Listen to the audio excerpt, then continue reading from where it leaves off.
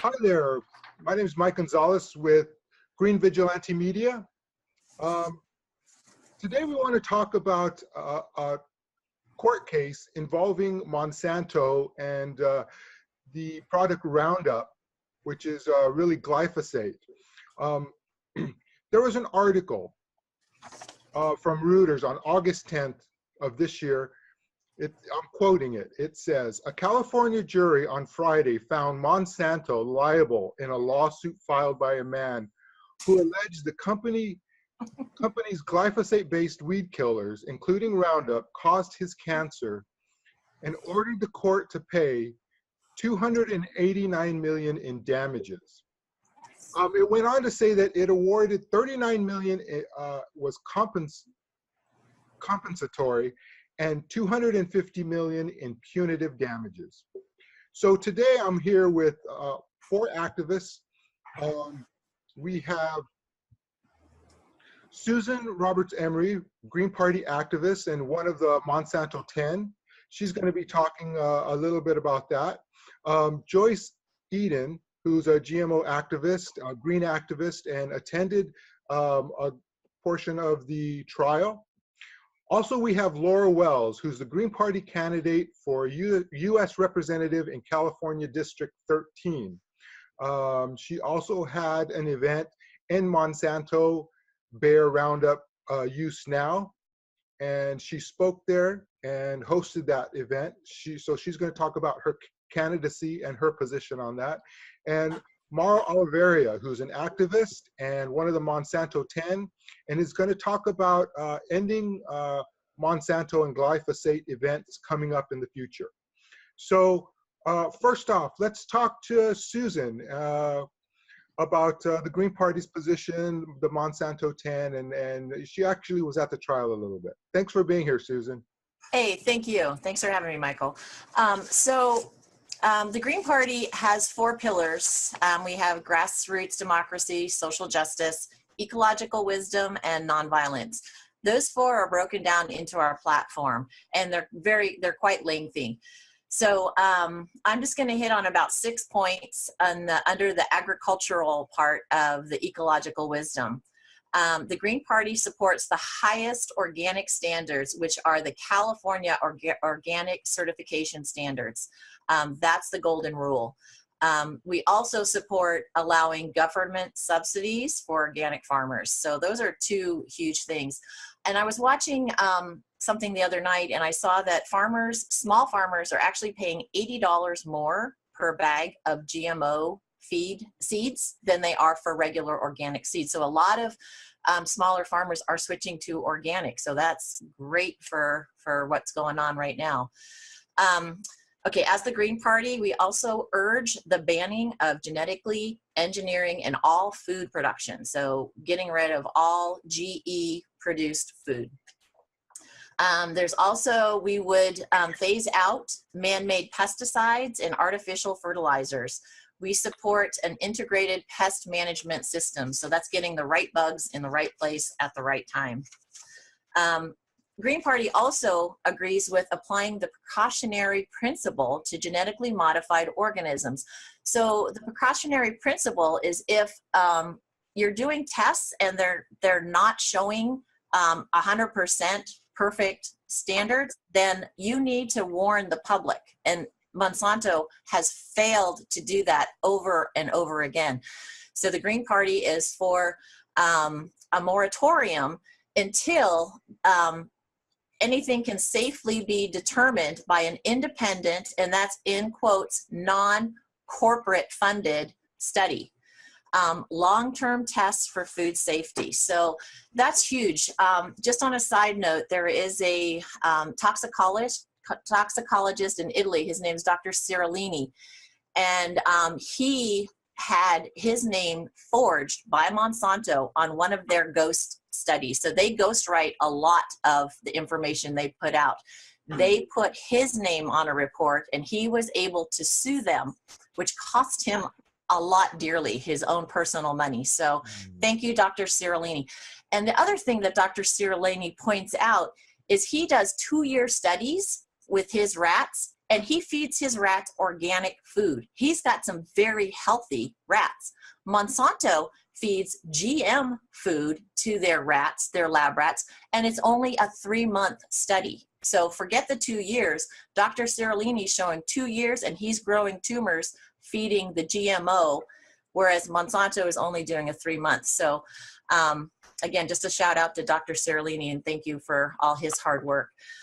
The Green Party also supports a growing international demand to eliminate patent rights for genetic material, life forms, genetic splicing techniques, and biochemicals. Basically, we're part of a giant GMO experiment, which is going on in real time. We are the lab rats. So the Green Party is against that. It's part of the treaty to share the genetic commons, which is available through the Institute of Agriculture and Trade Policy, if anybody wants to look further into that. The Green Party also supports a mandatory full disclosure food and fiber labeling. Again, if you go to Monsanto's website, they do not support labeling of GMOs. They are against labeling of GMOs, and they lobby hard to our congressmen for such a thing. So Michael mentioned I was at the trial. I happened to be at the trial when it was a dark day. So what it was the lawyers from either side were there to talk about what was going to be permitted and what was not going to be permitted. I sat there quietly, but I was rolling my eyes consistently. The judge had no idea about GMOs. One thing that she was not going to allow was his diet to be a part of the discussion. And anybody that knows anything about GMOs knows that the diet is huge. It's not just the pesticides, but those pesticides become your diet when they're sprayed on a crop as it's drying, and it ends up in your Cheerios. So I could not believe that. She also, let's see, I'm just looking at my notes real quick. The judge will look at the briefing, but she does not believe that Prop 65 is relevant to the case. That's the words that came out of her mouth. So there was a lot that she was not going to allow. So when I heard the judgment of $289 million, I was, there's hope. I believe there's hope. So that was the trial. Okay, I was also a part of the Monsanto 10. The Monsanto 10, this happened May of 2017, and we were arrested at 5:30 in the morning outside of the Woodland seed facility in Woodland, California. It is one of the largest seed producing, one of Monsanto's largest seed facilities.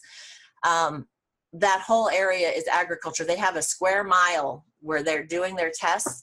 I've been there many years, and this was the first time they've actually arrested anyone. So we spent 10 months going to trial, and we ended up with a dismissal. And no, the police could not determine if we were on private or public lands, and there was a lot of debate back and forth. We showed up every time. The Monsanto lawyers, I think, showed up the last 2 times. So anyway, proud to be a part of the Monsanto 10. And a shout out to our dear friend Andy Cohn. We lost one of our Monsanto 10 during the trial. He crossed over, so we've got an angel on our side. So let's get the discussion going. Thank you. Awesome. Thank you for that. I just wanted to let everybody know that this is kind of an open forum. So if you have questions or comments for each other, and I just want to say something about the Monsanto 10, is that you guys could have taken a lesser charge, and you guys chose to go to court because you wanted to put Monsanto on trial. Absolutely. Mauro is also a part of the Monsanto 10, or was a part of the Monsanto 10. So we've had that discussion before, and I appreciate that. So I've talked to Joyce before about that specific topic on, is it effective as an activist to challenge our causes in court and legally? Joyce was at the trial, and I'm hoping she can talk about that and tell us her perspective on that. Thanks for being here, Joyce. Thank you, everybody. So The answer to the question is yes and no. It really depends. And I mean, in the case of what Sue and the Monsanto 10 are doing, extremely important. And sometimes even if you don't get a verdict and get that far in the trial, just the publicity in the stand is very important. So that in itself is a good thing. You know, sometimes trials can be a double-edged sword, and you can get a really bad judgment that forms part of case law, and that makes it harder in the future going forward. But thankfully, in this case, we got an amazing judgment. I mean, I think people were flabbergasted and amazed. It was, my guess is that Mr. Johnson's lawyers maybe didn't have any clue that this would be the outcome of this trial. But it was just unbelievable. And, you know, being there, I was there 2 days during the trial deliberations when the jury was there, and I felt like I was on a roller coaster. When the defendants were putting on their case, I was kind of like, at the beginning of it, the first day, I was like, oh no. They had a, and I'm putting air quotes around expert, doctor who also is in charge of a lot of research on various forms of lymphoma, including non-Hodgkin's lymphoma, which is what Mr. Johnson has. And he read his long list of credentials, and the defendant's lawyers read, you know, emphasized all these credentials and all the research and all that, although actually I don't think he was one of the researchers, but he just had his name on it. In any case, it sounded I was like, oh, is the jury gonna go for this? Are they gonna bite? And then when the plaintiff's attorneys did the cross-examination, he was just destroyed, in my opinion, because he was shown to, you know, the curtains opened up, and he was just shown to be a Monsanto shill. And they even asked him directly if he was being paid by Monsanto to testify and come there and all that. And he was, and they asked him how much exactly and all that. So they got that to the jury and on the record, which was totally amazing. And Wow. even if they hadn't gotten the money aspect of it, it was so obvious by the way he was answering things that he was so biased. I mean, I don't have my notes right now from what he said, but it was just, you had to, like, even tobacco is not proven to cause cancer, okay? I mean, there's nothing that's proven to cause cancer. So of course they can't prove glyphosate causes cancer or Roundup. So, and just to be clear for everybody, it's the product Roundup and Roundup Pro that they found against, because, and of course in Monsanto, but because that has it's a mixture and it has a surfactant in it, and that surfactant is what, it's like it opens up oil and cell walls and so on. And so that's what allows the glyphosate to kill the plants, the weeds. And that is also what opened up Mr. Johnson's cells, because he was doused accidentally with Roundup 2 times, at least, to open up the cells and allow glyphosate to cause the skin to be, you know, all messed up, and eventually cancer in the form of non-Hodgkin's lymphoma. So that was made very clear, I felt, to the jury. So that was an important point. And one of the defendant's attorneys, Monsanto's attorney, kept talking a lot about glyphosate versus Roundup. And I'm sure that was purposeful, because it's the it's the product and Roundup and Ranger Pro that are causing all the damage. I mean, I don't. Uh-oh. It looks like you fell out there, Joyce. Let's give it a moment and see if she comes back. In the meantime, I just want to comment on, actually, I want to read another quote from the Reuters lawsuit. It says, the case of school groundskeeper Dwayne Johnson was the first lawsuit to go to trial, alleging glyphosate causes cancer. Monsanto, a unit of Bayer AG, following a $62.5 billion acquisition by the German conglomerate, faces more than 5,000 similar lawsuits across the United States. Right. And that number of lawsuits has increased since then. Okay, Joyce, it looks like you're back. You want to go ahead and finish what you were speaking of?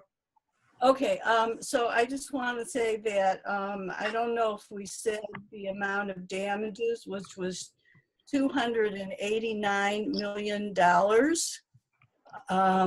It was huge, and that was within that was various, break it down if you want, but I wanted to read about the punitive damages. Sure. Did you find, this is what was asked of the jurors, did you find by clear and convincing evidence that Monsanto acted with malice or oppression in the conduct upon which you base your finding of liability in favor of Mr. Johnson? And the answer is yes.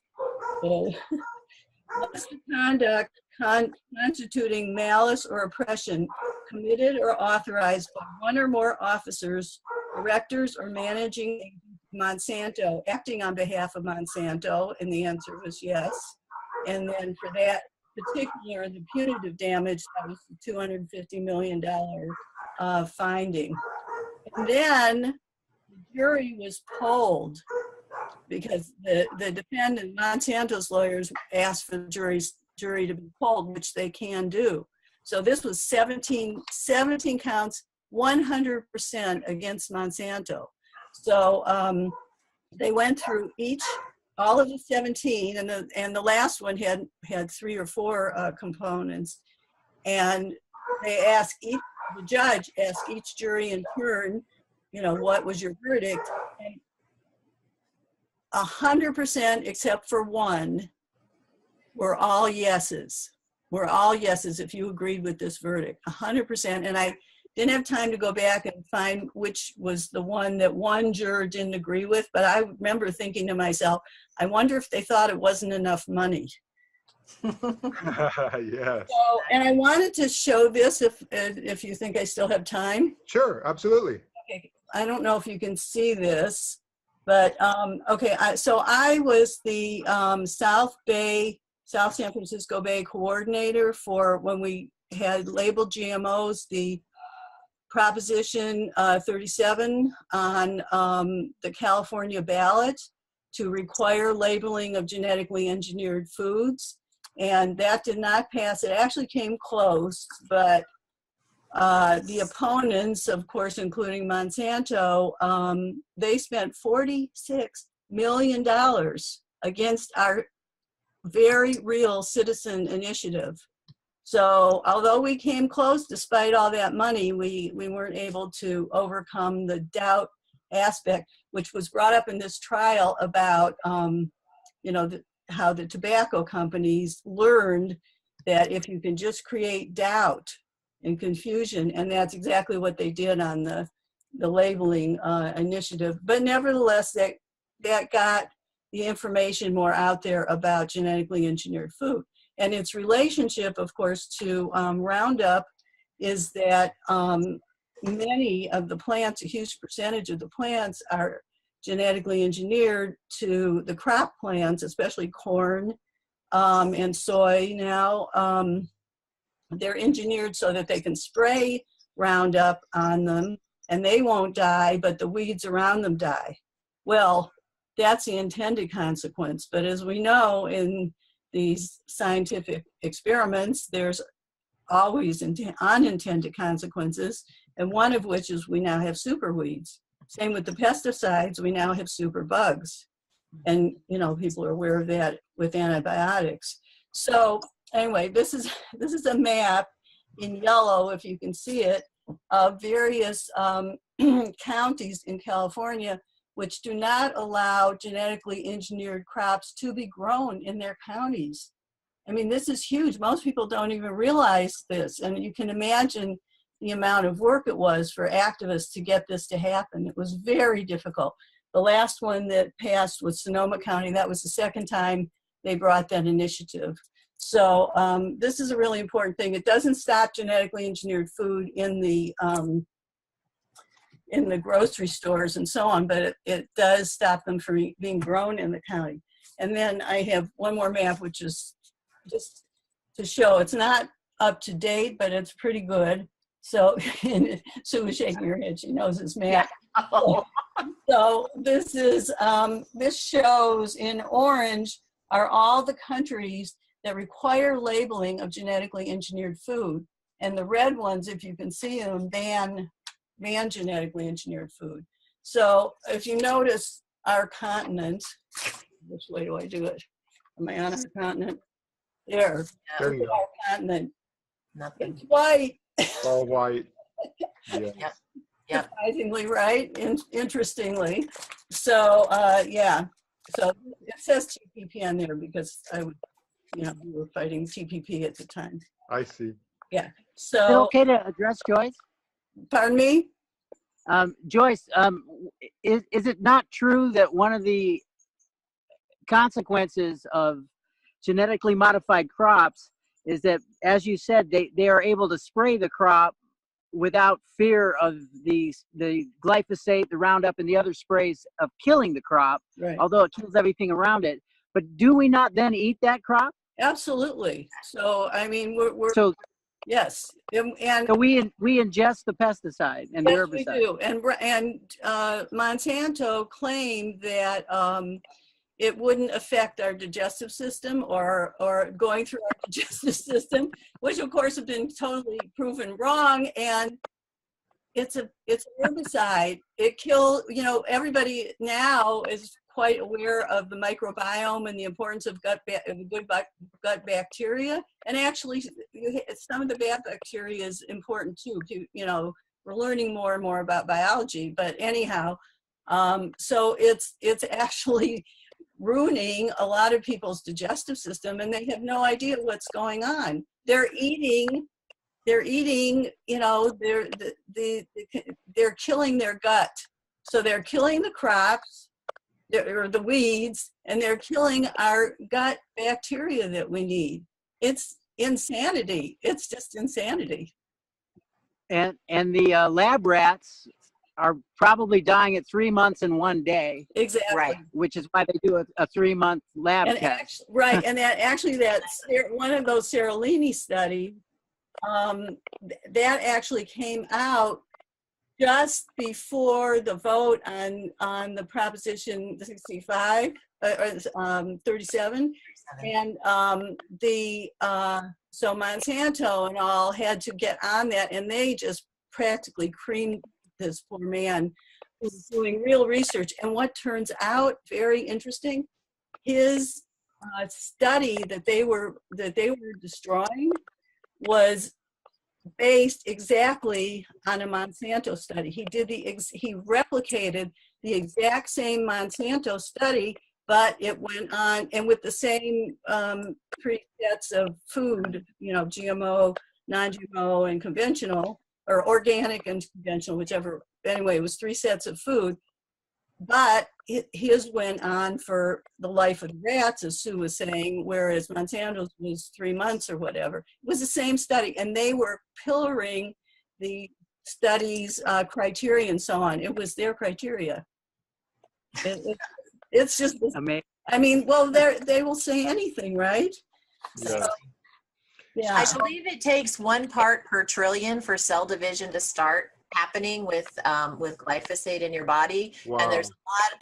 If you look at the internet, you can see, the Cheerios is 1,120 or something per parts per million, and it's 1 part per trillion for cell division to start happening. And you look at Wow. breast cancer, you look at everything, all the cancers that are happening in our environment right now. So yeah, we are the lab. And they found it in vaccines too. Absolutely, among other things.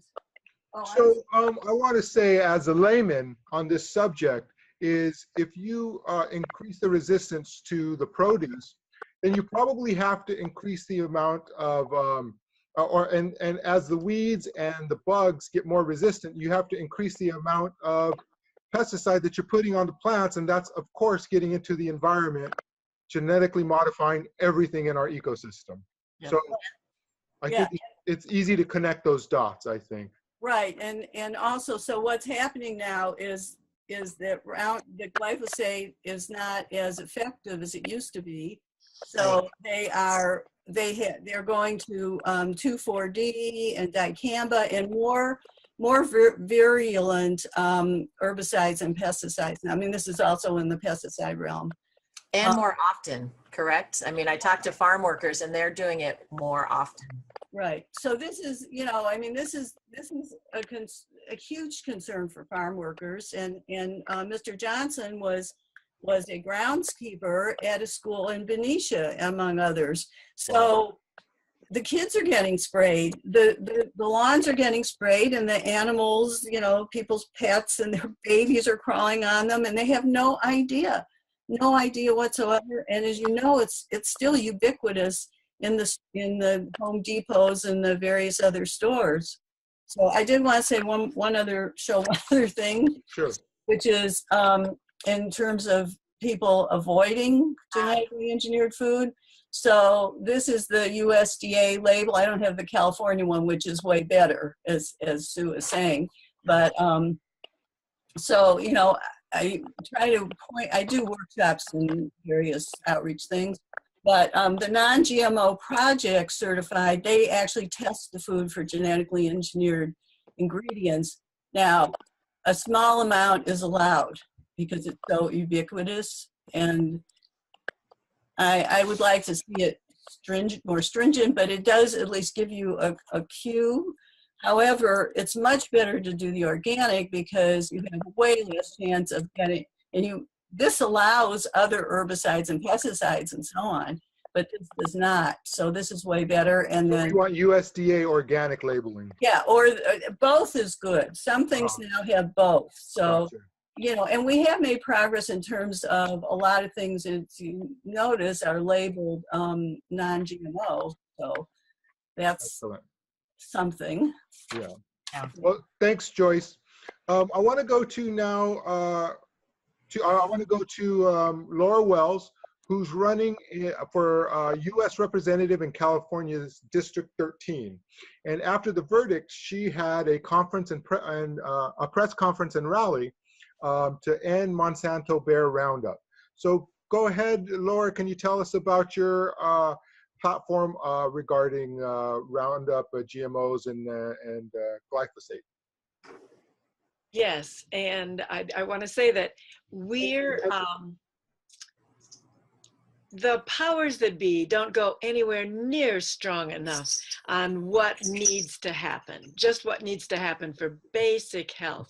But I want to say right away that on August 31st, which was Friday, that's when there was a press conference, and I posted it on Facebook, and they say, and so they put me down as the host. I do want to say that that's my bad about knowing how Facebook works, but it was Steve Zeltzer, who does Work Week show on KPFA Public Radio.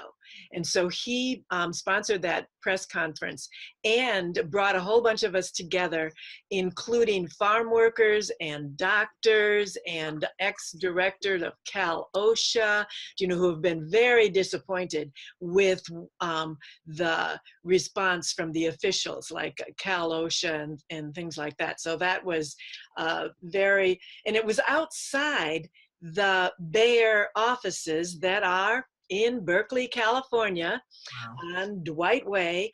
And Bayer had recently, for billions of dollars, bought Monsanto. And so there it is in Berkeley, the headquarters of this evil, I don't use that word lightly, corporation, Monsanto. And kudos, as people were saying, to the people, you know, like Sue with the Monsanto 10, and Dwayne Lee Johnson, who was the person of this trial, for going to trial, for not taking the settlement. So many times people have taken the settlement, and you can't blame them either. But this one that went to trial, and there are a lot of other people who are suing Monsanto, and this will help them a lot. I mean, the hope is, and I want to say right away that all the workers at Monsanto, I hope they get better jobs and stuff like that, but the hope is that Monsanto will come down over this. They were part of Agent Orange in Vietnam, and that was where a whole lot of people did settle. You know, a whole lot of veterans who were very, very injured by Agent Orange in Vietnam. These are American veterans, not to mention what happened to the Vietnamese, you know, with that. And Monsanto was part of that. That was what, 50 years ago. So it is time. So it was wonderful to hear that B with a billion, you know, well, M with the millions, and multiplying it out by the potential that this could be, that this could really be what is needed to stop this kind of insanity and these kind of corporations. I had worked at Pesticide Action Network in the mid-90s. And I'll never forget how, I believe it was somebody from the Union of Concerned Scientists who, that was at the time in the mid-90s when they were talking about whether or not to allow genetically modified licenses. And of course the hype was, oh my goodness, we can make the crops more healthy, we can make them pesticide resistant, we can do this, we can do that. And yet the first licenses that Monsanto and the rest of them applied for were exactly what Joyce was talking about, the licenses in order to make genetically modify crops that were resistant to the poisons. You know, so it wasn't reducing the poisons, it was making the crops resistant to the poisons so that they can do more and more poisons, more and more often, harsher and harsher poisons. And which is what pesticide is, pesticide, herbicide, you know, all of those are poisons. One of the things that Pesticide Action Network was well known for was that they had the Dirty Dozen. And that points out to me the difference, as Mike said, I'm running for Congress, and I'm running for Congress in District 13, which is in Alameda County. It's Berkeley, Oakland, and some surrounding smaller cities, Albany, Emeryville, Piedmont, Alameda, San Leandro. The person that I'm running against is arguably the most progressive congressperson in Washington, and that's Barbara Lee.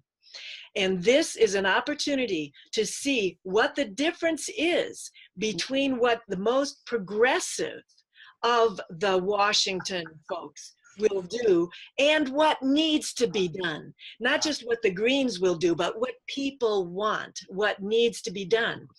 And follow the money. You know, the money's come up over and over again in terms of paying for expert witnesses, in terms of the profits, by using risk assessment, meaning it's okay if a few people die, you know, as long as the economics make sense and we make good profits, as opposed to the precautionary principle. If you don't know if it's going to be a problem, then use something else. And there are alternatives. Over and over, there are alternatives. And so Pesticide Action Network, like the Green Party, like so many of us, we're not only fighting these things that we don't want, we're working for alternatives. And there are alternatives. And it has to do with people, as Jill Stein would say, it's people, planet, and peace over profits. Well, I mean, what is life all about? Profits? No. So the Cheerios and General Mills and Quaker Oats and all of these are also on notice.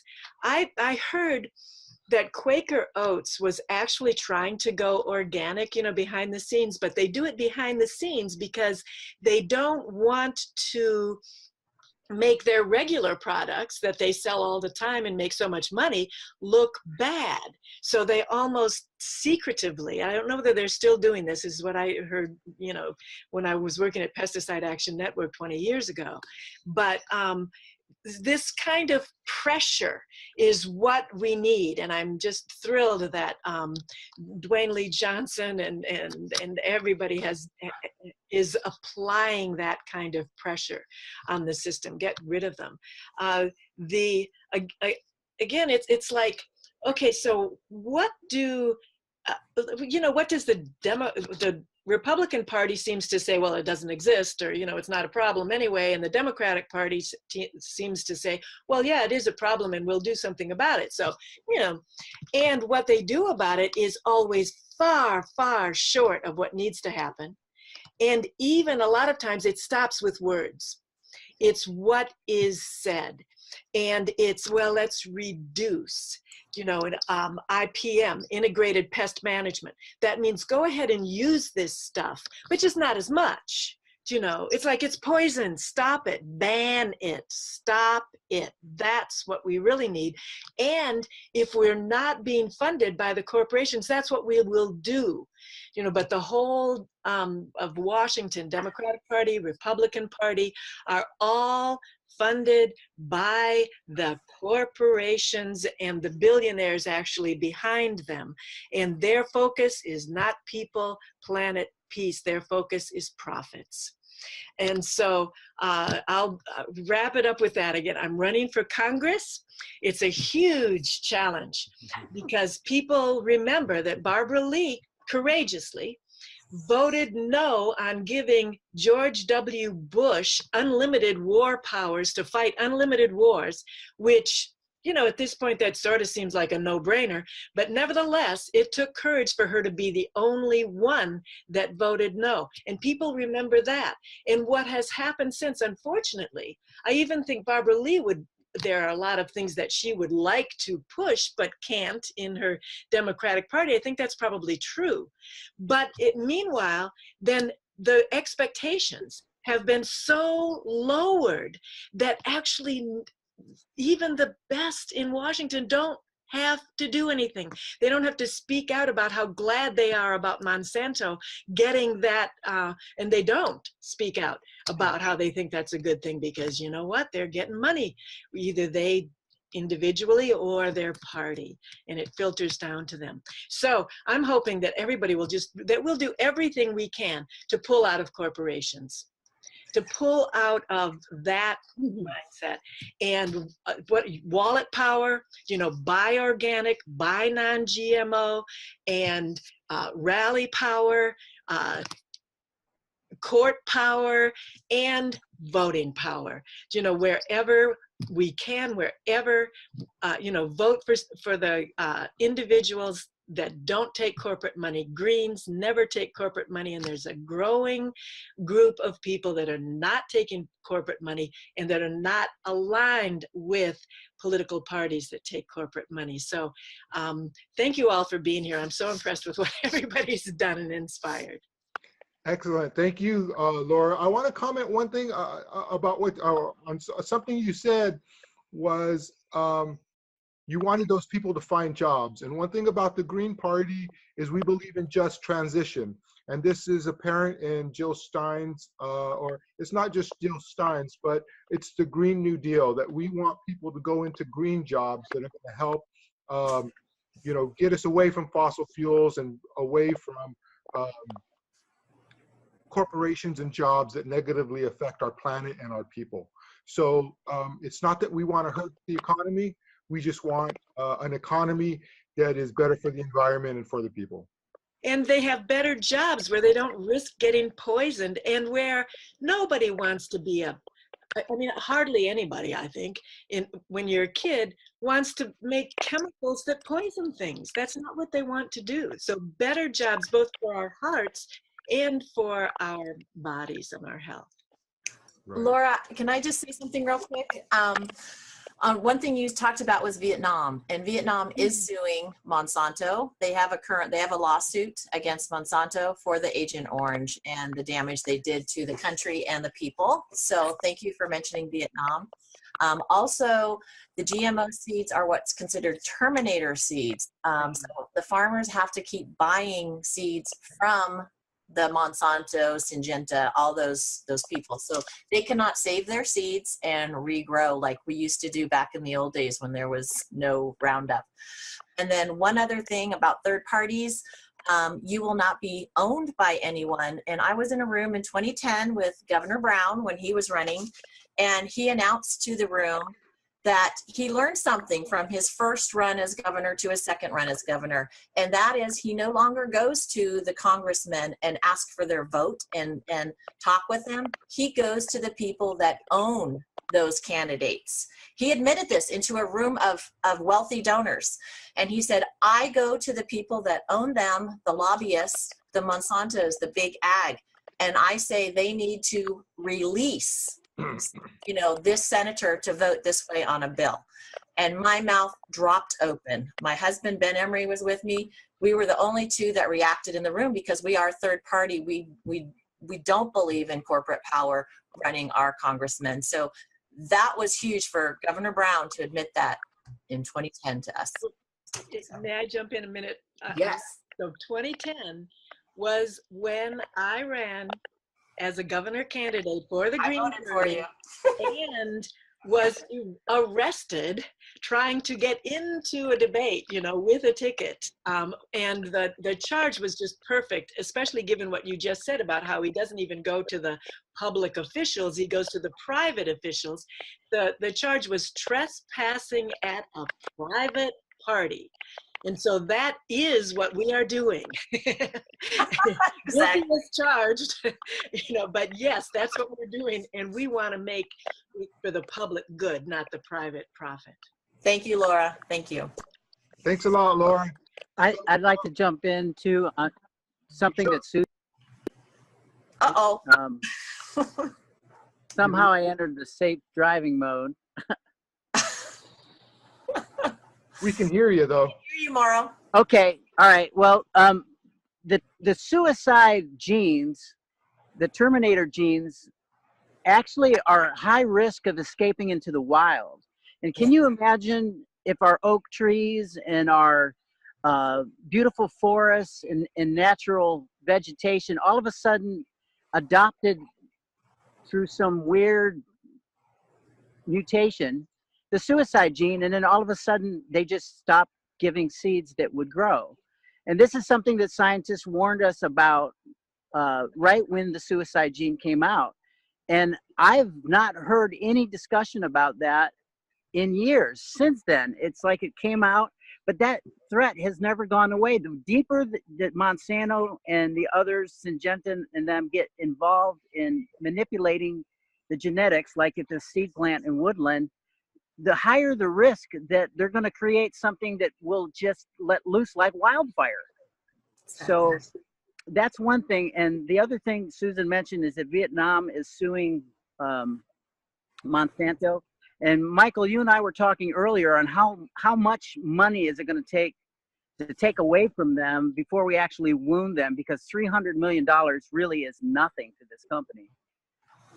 But with entire countries suing them, and if every 3 and 4 verdicts amounted to $1 billion, which it would if they were all just like this verdict, we could actually put this company under. And so we don't want to lose sight of that. This is a Goliath, but we are David. So I'm going to attempt to get. Can you see me too? We can't see you right now. Okay, good. So should I go on with what's going to happen? Mauro, then so on the I was 15th? going to introduce you next anyway. So I just wanted to say that you're an activist. You're one of the Monsanto 10. And Can you hear me? you're the one that informed me about the October 15th Ending Monsanto There. How's that? event. I believe it's happening at the seed plant in Woodland, if I'm correct. And so, yes, I just wanted you to talk about what we're doing going forward in this event and our effort to get glyphosate out of our environment. Okay, on October 15th, we are going to have our, I believe now it's our 7th approach to Monsanto's facilities. First, we were doing it in Davis, California, and we were so successful down there. Our first one that I was at, which I believe was the second one that happened, there was 400 of us. And Monsanto was blocked that day. Their workers couldn't go in, and it was a successful shutdown. We had a couple partially successful shutdowns where we managed to keep most of their workers out. And as Susan said, we never had an arrest. So last year when we were arrested, we knew something was different. And I think what was different was happening in Washington with Trump and his lackeys that, you know, are part of Monsanto and these other giant agriculture corporations. So what we're hoping to do on the 15th is get national attention, which means that we have to have a very successful action, protest. We have to make enough noise that Democracy Now!, all the Pacifica stations, everybody who is not mainstream news that still has a foot in the game, they have to hear us. They have to get our video. They have to get our audio that day, and we have to be successful because Monsanto is like the creepy uncle who is on Megan's list, the predator. We have to show that whatever they're doing here with the seeds, that we first of all get enough time to explain it to the American public, what is happening, how dangerous this is, from the suicide technology to the spraying of the crops and then ingesting the food, everything that's been mentioned so far. We have to link that in the public's mind to this company.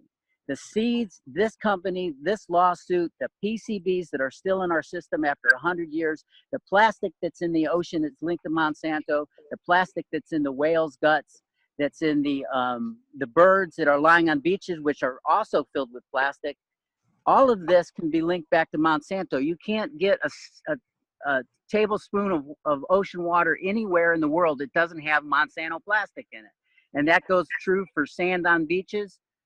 It's microscopic now, the way it breaks down, but it never goes away. But yet the smallest of organisms now are digesting plastic, choking and dying, and we're seeing the foundation of the food chain collapse. So we're not talking about, you know, just one more year of beating down the public's interpretation and feeding them the truth. We're talking about we need to have successful tear downs of these companies, or our children will not be able to have their children.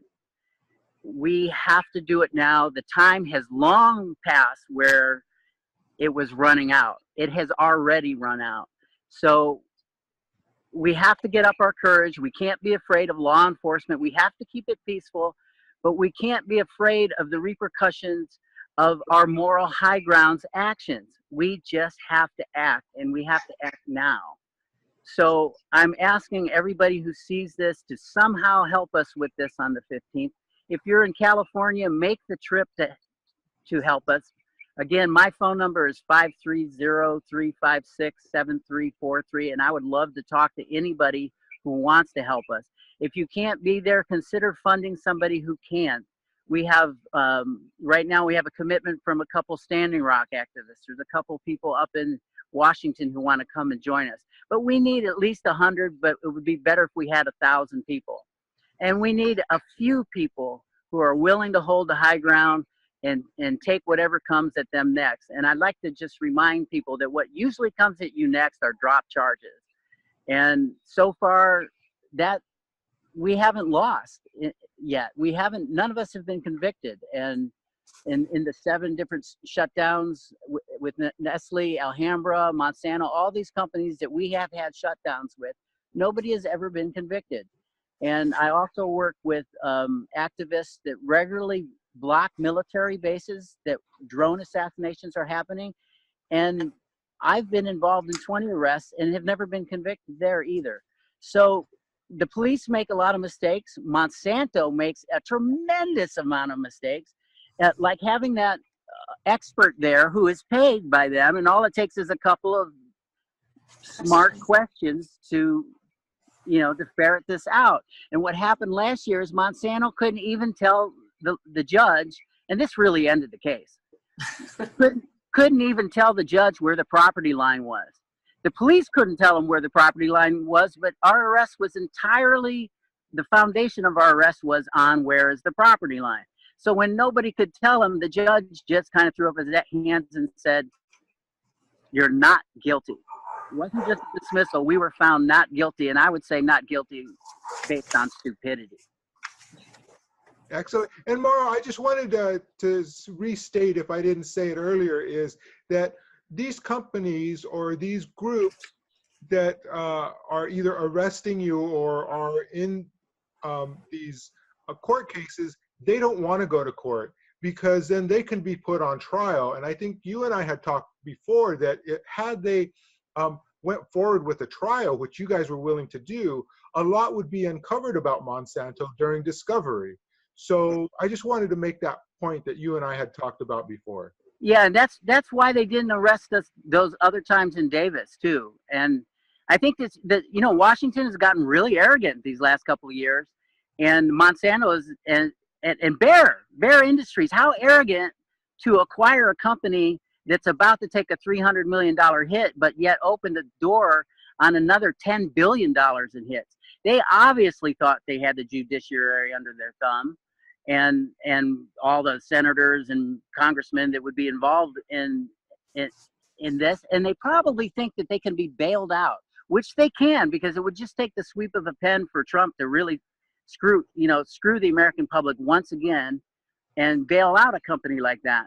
I also want to point out too, I was able to spend some time with Jill Stein at Anacortes when we were shutting down the oil refinery up there. And she told me that her only chance of winning was getting in the debate. And her only chance of getting in the debate was, quote unquote, a lot of civil disobedience. So I'm applying the same formula here, as well as my fellow anti-Monsanto activists. It's going to take a lot of civil disobedience to wake the American public up. Not so much, you know, basically what I'm talking about is to get the press time. That's what we're talking about, civil disobedience to get the press time. And I think it's worth it at this point, whatever comes back my way. So, you know, we have to decide, are we going to take that day off and go to work or go to school, or are we going to go confront Monsanto for everything that they've destroyed on this planet, and more so for the fact that they don't care if they completely destroy everything. Right. So Mauro, just let's be clear. Let's get the date correct. That's on October 15, and that's in Woodland. It's in Woodland. The Monsanto plant is on Gorman Road, and just up the road a little bit is a Raley's parking lot. And if you don't communicate with us in any other way, just be at Raley's around at 4:30 in the morning if you want to be involved in the first wave. If you can't make it then, but still want to be involved earlier or later in the day or later in the morning, because I'm not sure that it would go much past 2 or 3 in the afternoon. Once they shut down, we have our success. And there's not a lot of room there for us to put bands up and have music. So it's kind of tight with traffic going by. So I would say everybody should try to be there in the first wave, because if we have the numbers first thing in the morning, Monsanto is more than likely going to tell law enforcement, don't arrest these guys. But it doesn't matter whether they arrest us or not. We are going to do our very best to have a successful action, even if we are arrested. And most people can expect not to be arrested. All you have to do is listen to law enforcement and do what they tell you. So there's plenty of room for every level of participation. You absolutely do not have to get arrested, and it's quite safe. You won't get arrested. They don't want to arrest us. They really did not want to arrest us last time, and we really pushed them into arresting us. Mauro, what time does it start again, and what day of the week is October 15th? That's a Monday, and we will be able to house people on Sunday nights at various locations in Woodland and Sacramento area. And so that's 4:30. The actual shift change I think is at 6. So we like to be in position by 5. So really plug in with it's called Monsanto Shutdown on Facebook. Also, my page that I just briefly put up last week was Monsanto's funeral, and the Anti-Monsanto Project and March Against Monsanto all now have our advertising for this. So if you can plug in and get there and be part of the group rather than try to just be a lone ranger flying in on your own, we really work well when we get the group all on one page. Hey, Mauro, can I just clarify that a location? Monsanto facility is off Highway 16 in Woodland, and the intersection is County Road 18. County Road 98 and 16. That's where the Rayleigh's parking lot is, where we'll meet. So a lot of people will know that. And then Monsanto's just down the road on Highway 16. So it's County Road 98 and 16 is the intersection where we meet in the morning. Yeah, and a couple of years ago when a police officer did attempt to arrest 3 of us, and then the next thing we knew, we had 15 other people join behind us, so they didn't. And I told the officer, I said, "Officer," he goes, "we don't want to have to arrest anybody. We haven't done it yet today." And I said, "I'm sorry, officer. I'm here for my children and your children and all future generations." And they stepped back and they did no arrests that year. So yeah, it's a very peaceful, and we're going for a lot of education this year. We'll have signs for people, and we hope to space ourselves out down Highway 16. So cars passing by can read the signs and understand, and we can bring some education this year to a lot of the public, the employees, and the passersby. And wear clothing that's highly visible. Don't be dressed in black unless you intend to be far enough off the road where it's safe. It really is a lot of traffic there, and both the police and the activists do all we can to make it safe for everybody. I have to commend the police for their concerns last year, and we all really do we respect each other. They know us, and it's not a lot of tension. Excellent. Thank you, guys. Hey, so I think we're going to wrap it up there, but I want to give everybody a chance to plug their websites and any groups or causes that they have. This is being recorded. It's not live. I'm going to upload it afterwards. I'm going to put everybody's websites and information that they want in the video. I might even put a couple of panels about Laura's campaign and the event site itself, okay, so that it will be available to everybody that sees this. So, Sue, is there anything you want to plug? Yes, for the Monsanto shutdown on October 15th, bright and early in the morning, I would love to extend an invitation to Robert Kennedy Jr., Neil Young, and Dwayne Lee Johnson. We will bring a wheelchair, allow him to sit, rest himself, but we would love to get some high exposure people there this year, and please tell your friends. Also, one thing that Mauro talked about with the changing of nature itself brought me back to Rachel Carson and Silent Spring. You know, she was way ahead of her time, and she was right on board with all this. So I have no website, but I look forward to seeing everybody on October 15th. It is my birthday, and happy birthday, Sue. Let's shut down Monsanto. All right. And then Joyce, is there any groups or websites that you want to get out to the public? Well, we have GMO Free USA and GMO Free California. And I want to say that, and March Against Monsanto, of course, and everything else people said, really, people need to stop using the products. And will you please tell everybody you know and see if you can spread the word to not use Roundup, for goodness sakes. And talk to the managers of Lowe's and Home Depot. Let's start putting pressure on them. So if you can get 3 people, you go one week and have someone else go another week and someone else go another week. Another big thing is letters to the editor. If there's anything in the paper, not necessarily about of course it would be great if we get it about the action, but anything related, you know, all of us write letters, and if you have other activists who will write letters, you have more of a chance of getting it in the paper. And there are still a lot of people who read the basic papers, actually. And have people stop spraying, for goodness sakes, their lawns. They don't realize what's going on. So, you know, not using the products. Same thing with food. If you happen to be lucky enough to have a yard where you can go grow some vegetables, please do that. That makes a difference. You know, there's the community supported agriculture.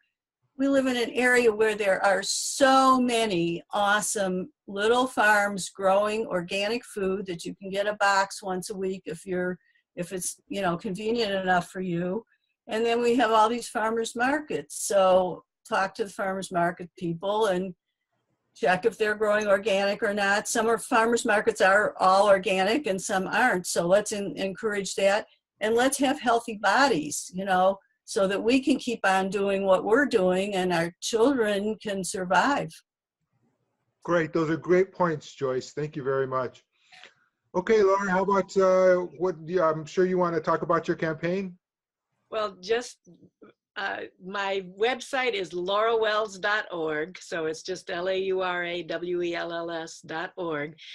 We are asking for a debate. Incumbents often don't want to do a debate. Why? It's again for the same reason that they don't propose good legislation. They don't have to. And so, but we're going for a debate, and we may be doing a petition. If that's the case, please sign that petition. And just as we've been saying, just pull out of the corporations.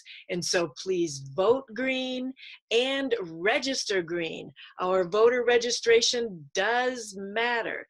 And the Green Party it's an international party. So we're not going anywhere. As much as they are trying to convince people with their propaganda and their lies that people should just stay away from the Green Party, we've got more people coming into the Green Party.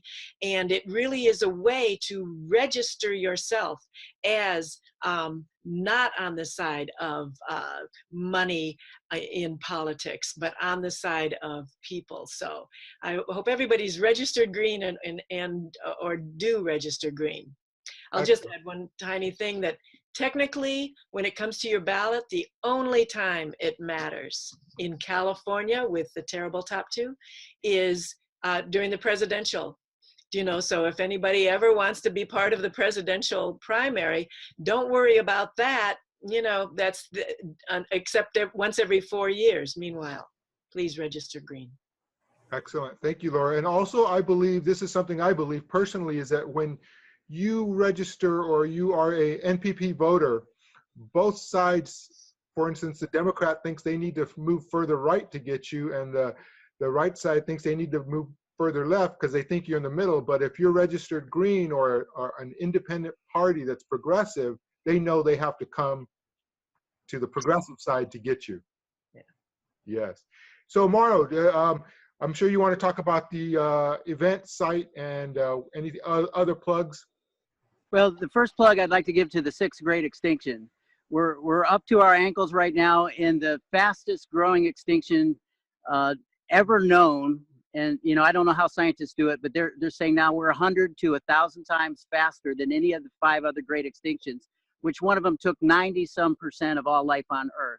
So there's that. And then Laura, if any way to get Jill Stein to tweet for us the day before or during our protest, boy, gosh, that would be so helpful.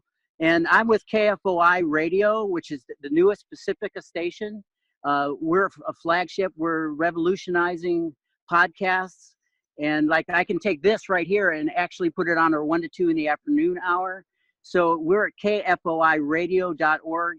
And I believe that, you know, a lot of Pacifica doesn't even know who we are yet. We're so new. But because of our podcast and the fact that we're working with people like Jimmy Dore and Lee Camp, who is a friend of Jill Stein's, I think that is going to really wake up a lot of people to how to use podcasts on the radio.